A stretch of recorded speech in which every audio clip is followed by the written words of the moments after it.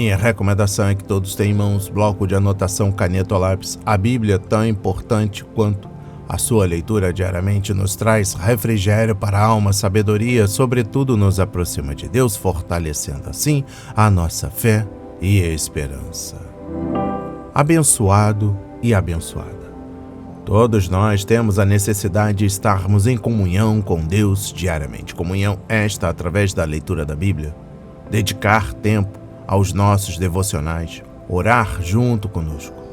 Estamos vivendo dias em que cada um tem a sua verdade, ainda que nem saiba que está vivendo uma mentira.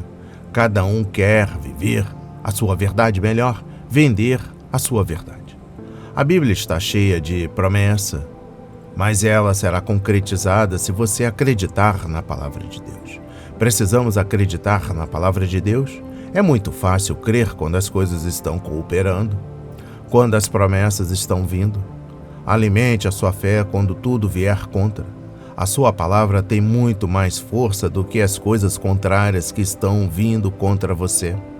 Estamos vivendo um tempo em que devemos abrir os olhos. Satanás não está aqui para roubar o seu carro, a sua casa, seu apartamento, seu lar, relógio, sua roupa.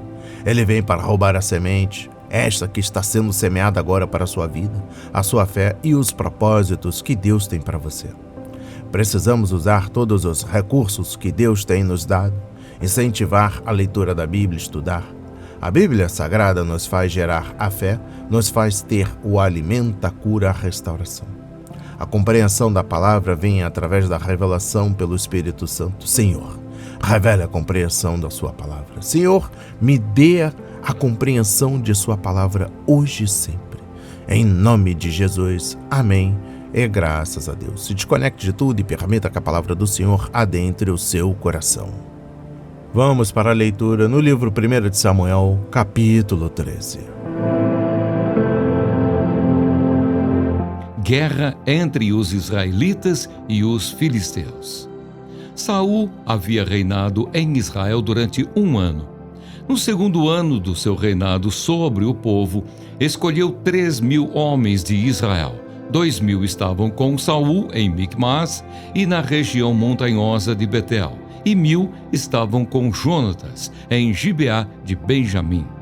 Saul despediu o resto do povo, cada um para a sua casa. Jonatas derrotou a guarnição dos filisteus que estava em Gibeá, e os filisteus ficaram sabendo disso. Então Saul mandou tocar a trombeta por toda a terra, dizendo: "Que os hebreus escutem isto!" E todo Israel ouviu dizer: Saul derrotou a guarnição dos filisteus, e agora os filisteus estão com ódio de Israel. Então o povo foi convocado para se juntar a Saul em Gilgal. Os filisteus se reuniram para lutar contra Israel com 30.000 carros de guerra, 6.000 cavaleiros e povo em multidão, como a areia que está na praia do mar. Eles foram e acamparam em Micmas, a leste de Bet-Aven. Quando os homens de Israel viram que estavam em apuros, porque o povo estava angustiado, se esconderam em cavernas e em buracos, entre rochas, em túmulos e cisternas. Também alguns dos hebreus passaram o Jordão e foram para a terra de Gade e Gileade. E o povo que permaneceu com Saul, estando este ainda em Gilgal, se encheu de temor. Saul oferece sacrifícios e é reprovado por Samuel. Saul esperou 7 dias, segundo o prazo determinado por Samuel. Mas como Samuel não vinha a Gilgal, o povo foi se espalhando dali. Então Saul disse: "Tragam-me aqui o holocausto e as ofertas pacíficas." E ofereceu o holocausto. Mal tinha ele acabado de oferecer o holocausto, eis que chegou Samuel. Saul saiu ao encontro dele para o saudar. Samuel perguntou: "O que foi que você fez?" Saul respondeu: "Vendo que o povo ia se espalhando daqui e que você não vinha no prazo combinado e que os filisteus já tinham se ajuntado em Micmas, eu disse comigo: agora os filisteus virão contra mim em Gilgal e ainda não busquei a face do Senhor." Assim, forçado pelas circunstâncias, oferecia holocaustos. Então Samuel disse a Saul: você cometeu uma loucura não guardando o mandamento que o Senhor, seu Deus, lhe ordenou, pois o Senhor teria confirmado para sempre o seu reinado sobre Israel. Mas agora o seu reinado não subsistirá. O Senhor buscou para si um homem segundo o seu coração e já lhe ordenou que seja príncipe sobre o seu povo, porque você não guardou o que o Senhor lhe ordenou. Então Samuel se levantou e foi de Gilgal a Gibeá de Benjamim. Saul contou o povo que estava com ele. Eram cerca de 600 homens. Saul, o seu filho Jonatas e o povo que estava com eles ficaram em Geba de Benjamim, enquanto os filisteus estavam acampados em Micmas. Os saqueadores saíram do campo dos filisteus em 3 tropas. Uma delas tomou o caminho de Ofra, a terra de Sual. A outra tomou o caminho de Bet-Horon e a terceira o caminho de onde se avista o vale de Zeboim, na direção do deserto. Ora, em toda a terra de Israel não havia um único ferreiro, porque os filisteus tinham dito: para que os hebreus não façam espadas nem lanças. Por isso todo Israel tinha de ir aos filisteus para amolar as lâminas dos arados, as enxadas, os machados e as foices. Os filisteus cobravam dos israelitas 8 gramas de prata para amolar os fios das lâminas e das enxadas, e 4 gramas de prata para amolar machados e aguilhadas. Por isso, no dia da batalha, não se achou nem espada, nem lança na mão de nenhum do povo que estava com Saul e com Jonatas. Só Saul e seu filho Jonatas tinham essas armas. A guarnição dos filisteus saiu ao desfiladeiro de Micmas. Amém. Compreendendo o livro 1 de Samuel, capítulo 13, trago a exposição bíblica dos versículos 1 a 4. O orgulho foi o motivo da queda de inúmeros líderes. Saul reinou 2 anos quando começou a formar um exército efetivo.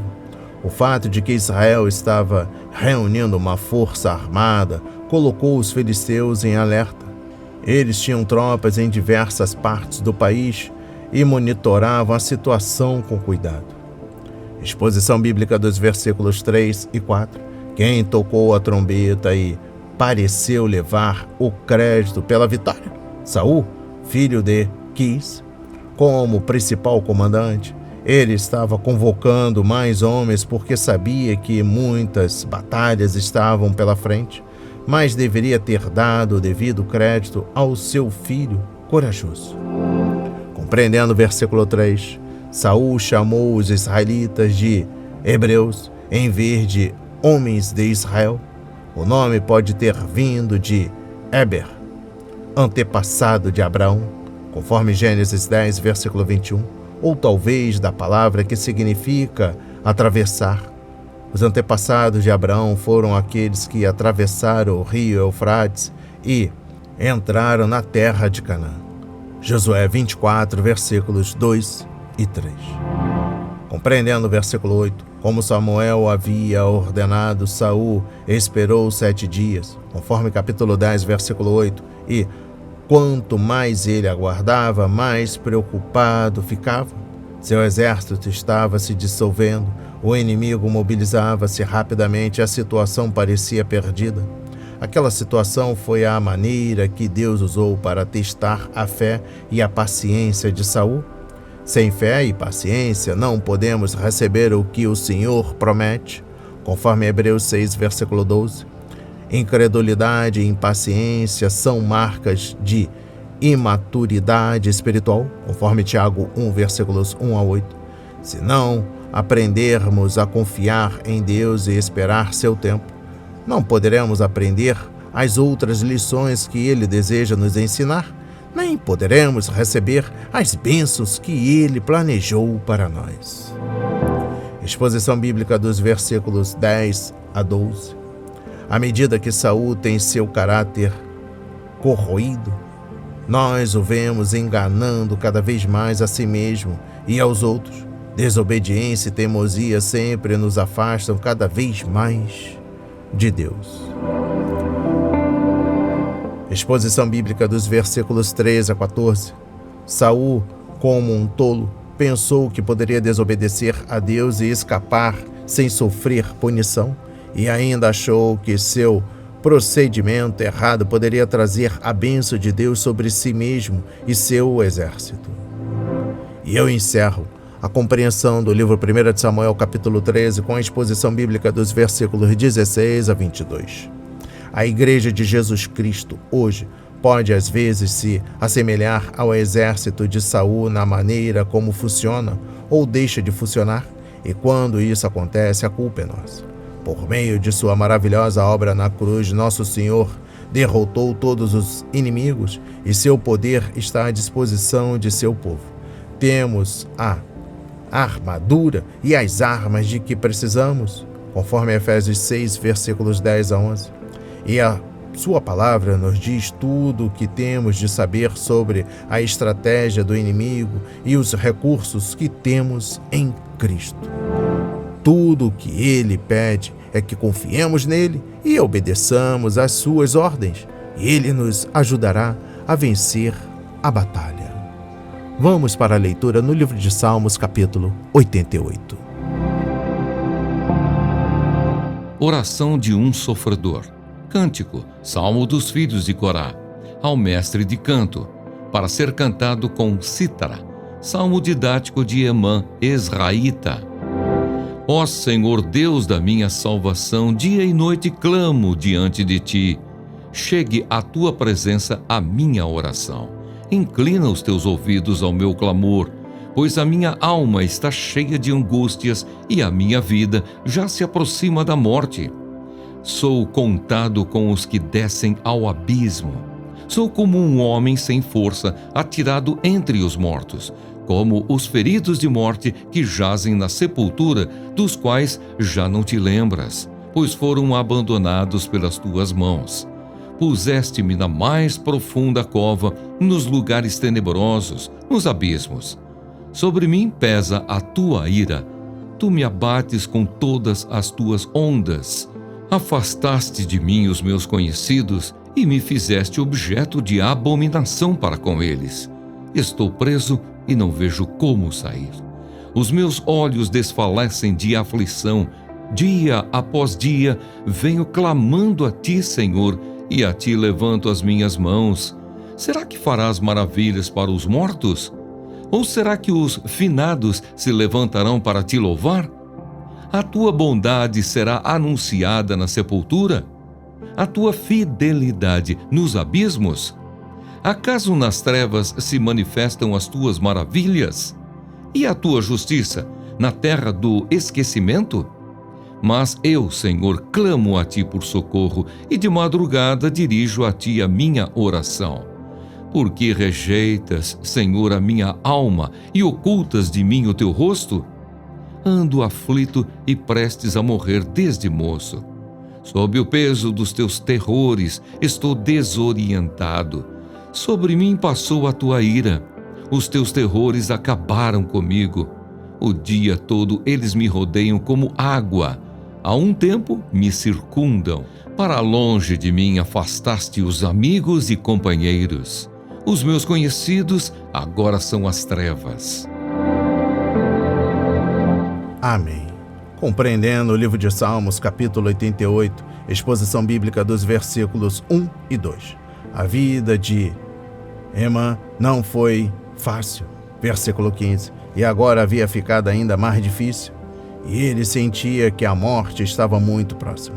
Conforme versículos 3, 10 e 11. Contudo, não desistiu, pois ainda confiava em Deus, a quem se dirigiu como Senhor por 4 vezes nesta oração. Versículos 1, 9, 13 e 14. Emã era fervoroso em sua oração. Ele cria em um Deus que poderia ouvir suas súplicas e operar maravilhas, conforme versículos 10 e 12.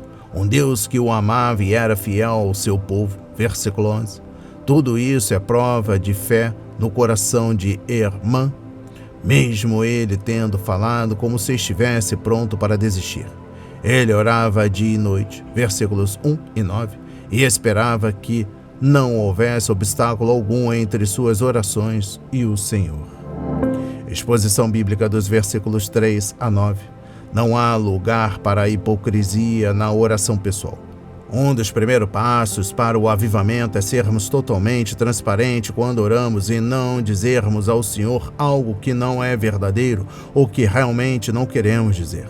Irmã confessou que havia sofrido tanto e achava que estava contado entre os que descem a cova.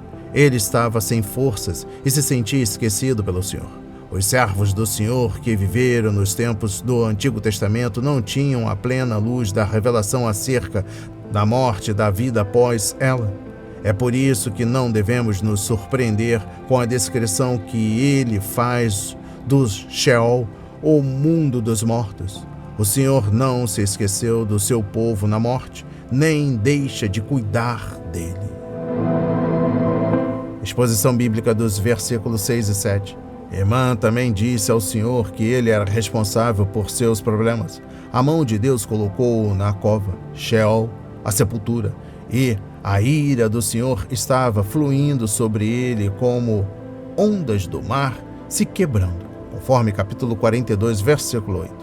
A doença que ele tinha, fosse ela qual fosse, foi causada pelo Senhor e o deixou tão repulsivo que seus amigos o evitaram. Conforme capítulo 31, versículo 1. Ele estava sem saúde, sem luz, sem amigos, e era como se estivesse sem Deus. Ele era um prisioneiro e não havia como escapar. Como Jó, Emã queria saber por que estava passando por tanto aquele sofrimento. Exposição bíblica dos versículos 13 e 14. Mas ele continuou a orar e a confiar na ajuda de Deus. Embora ele me mate, ainda assim esperarei nele.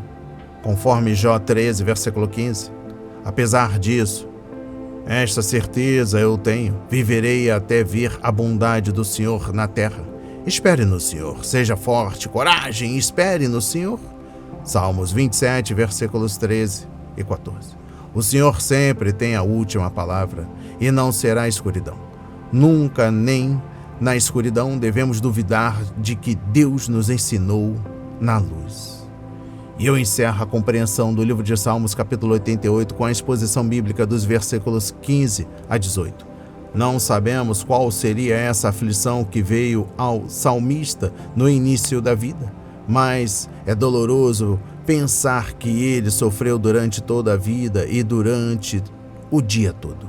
Conforme versículos 15 a 17. Ele não conseguia sequer se lembrar de um tempo em sua vida em que desfrutou de boa saúde. As ondas que quase o afogaram, conforme versículo 7, agora se tornaram um tempestuoso tormento, conforme versículo 16. Enquanto a ira de Deus passava sobre ele, conforme capítulo 42, versículo 7. As águas estavam aumentando e ele achava que logo se afogaria. Conforme capítulo 130, versículo 1. E não havia ninguém por perto para socorrê-lo. Vamos para a leitura no livro de Mateus, capítulo 23, dos versículos 1 a 12. Jesus censura os escribas e os fariseus. Então Jesus falou às multidões e aos seus discípulos. Na cadeira de Moisés se assentaram os escribas e os fariseus. Portanto, façam e observem tudo o que eles disserem a vocês, mas não os imitem em suas obras, porque dizem e não fazem. Atam fardos pesados, difíceis de carregar, e os põem sobre os ombros dos outros, mas eles mesmos nem com o dedo querem movê-los. Praticam todas as suas obras, a fim de serem vistos pelos outros, pois alargam os seus filactérios e alongam as franjas de suas capas. Gostam do primeiro lugar nos banquetes e das primeiras cadeiras nas sinagogas, das saudações nas praças e de serem chamados de mestre. Mas vocês não serão chamados de mestre, porque um só é mestre de vocês, e todos vocês são irmãos. Aqui na terra, não chamem ninguém de pai, porque só um é o pai de vocês, aquele que está nos céus. Nem queiram ser chamados de guias, porque um só é o guia de vocês, o Cristo. Mas o maior entre vocês será o servo de vocês. Quem se exaltar será humilhado, e quem se humilhar será exaltado. Amém. Compreendendo o livro de Mateus, capítulo 23, dos versículos 1 a 12, exposição bíblica dos versículos 2 e 3. Os adversários de Jesus tinham um falso conceito de justiça. Para os fariseus, justiça significava conformidade exterior com a lei de Deus. Eles ignoravam a condição interior do coração e tinham um falso conceito de ministério, conforme versículo 4. Para eles, ministério significava transferir as leis ao povo e aumentar suas cargas. Mas Jesus nunca nos pede para fazer algo que não tenha feito primeiro. Os fariseus ordenavam regras, mas não participavam delas. Eles eram ditadores religiosos hipócritas, não líderes espirituais. E eu encerro a leitura da Bíblia e também da compreensão do livro de Mateus, capítulo 23, dos versículos 1 a 12, com a exposição bíblica dos versículos 5 a 12. As pessoas que resistiram a Jesus tinham um falso conceito de grandeza. Para elas, sucesso significava reconhecimento e louvor dos outros. Não estavam preocupadas com a aprovação do Senhor. Usavam a religião para chamar a atenção e não para glorificar a Deus. Conforme capítulo 5, versículo 16. A verdadeira grandeza está no servir aos outros, não em forçá-los a servir a nós. Conforme João 3, versículo 30, capítulo 13, versículos 12 a 17. A verdadeira grandeza não é engendrada pelo homem e só pode vir de Deus enquanto lhe obedecemos. Se nós nos exaltarmos, Deus nos humilhará. Porém, se nós nos humilharmos, no devido tempo, Ele nos exaltará. Conforme 1 de Pedro, capítulo 5, versículo 6. As palavras de hoje foram semeadas para as nossas vidas, para a honra e a glória do Senhor. Receba este alimento diário, não hesite, compartilhe. Deus está interessado na minha e na sua dor.